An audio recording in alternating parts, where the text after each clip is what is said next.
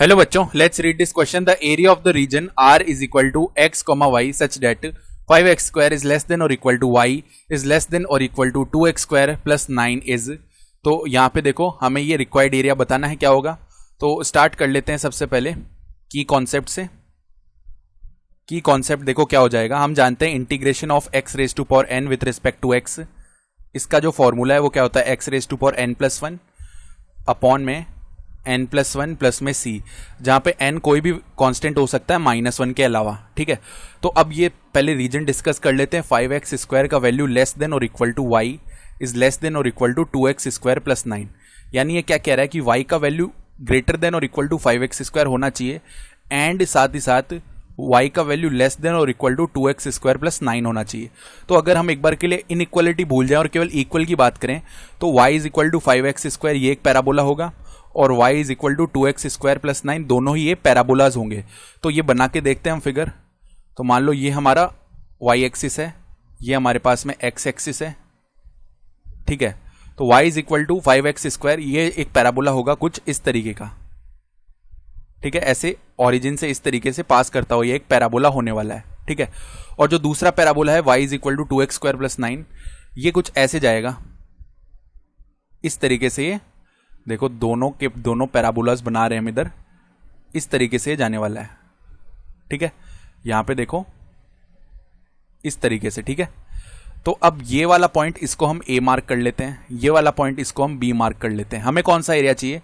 हमें चाहिए कि y is equal to 5x square, इससे तो बड़ा वाला एरिया, बड़ा या बराबर। ठीक है, और छोटा किससे? देखो ये तो था y is equal to 5x square और ये जो था ये था y is equal to 2x square plus 9। तो हमें इनके बीच का एरिया चाहिए, बीच का एरिया चाहिए मतलब ये वाला एरिया हमें चाहिए। तो ये वाला एरिया कैसे निकाल सकते हैं हम? देखो हम देख सकते हैं कि y एक्सिस के अबाउट ये जो कंप्लीट एरिया ये सिमेट्रिक है। ठीक है, तो हम क्या करते हैं, केवल इस एरिया को अगर हम a बोल रहे हैं और इस एरिया को अगर हम क्या बोल रहे हैं, b बोल रहे हैं, या चलो a ही बोलेंगे क्योंकि ये दोनों एरिया आपस में इक्वल होंगे ना, क्योंकि ये y एक्सिस के अबाउट सिमेट्रिक है। तो हम क्या करते हैं, पहले a निकाल लेते हैं, a एरिया, या इसको a डैश बोल देते हैं चलो दोनों को, क्योंकि a हम ऑलरेडी मार्क कर चुके हैं।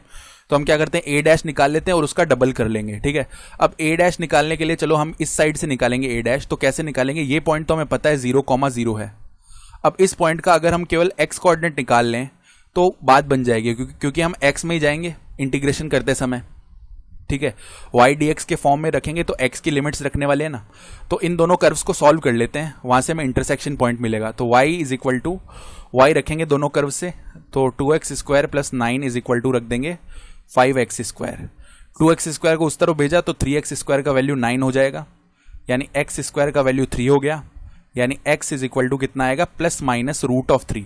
अगर हम यहाँ पे बात करेंगे तो ये √3,0 आएगा, और इसी तरह अगर यहाँ पे बात करेंगे ना तो ये -√3,0 आएगा। ठीक है, तो हम 0 से √3 तक जा रहे हैं और डबल कर देंगे एरिया को। रिक्वायर्ड एरिया क्या होगा? अब डबल क्यों कर रहे हैं? क्योंकि हम केवल ये a डैश निकाल रहे थे, लेकिन हमारा रिक्वायर्ड एरिया तो ट्वाइस होगा ना a डैश का। तो 2 टाइम्स ऑफ इंटीग्रेशन 0 से √3 तक चले जाएंगे। और ऊपर देखो कौन सा कर्व है, ऊपर हम देख पा रहे हैं यहाँ पे 2x स्क्वायर प्लस 9 ये वाला कर्व है। तो 2x स्क्वायर प्लस 9 माइनस में नीचे कौन सा कर्व है, y is equal to 5x square. तो ऊपर वाला कर्व माइनस नीचे वाला कर्व और यहाँ पे dx। तो 2 टाइम्स ऑफ इंटीग्रेशन 0 टू √3, यहाँ पे 9 और माइनस में कितना हो जाएगा ये 3x स्क्वायर dx। तो ट्वाइस ऑफ, अब अंदर इंटीग्रेशन कर लेते हैं, 9x माइनस में 3 कांस्टेंट है, x स्क्वायर का डिफरेंशिएशन x क्यूब अपॉन में 3 आएगा। तो 3 से 3 डिवाइड हो जाएगा इवेंचुअली इधर, और लिमिट लग जाएगी 0 से √3।